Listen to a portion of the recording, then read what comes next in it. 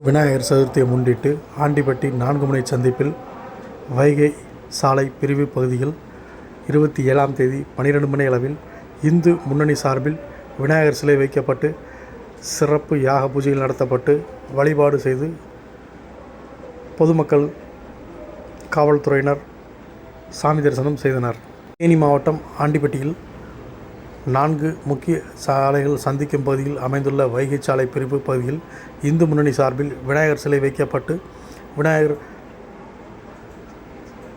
சிறப்பு யாக பூஜைகள் நடைபெற்றது.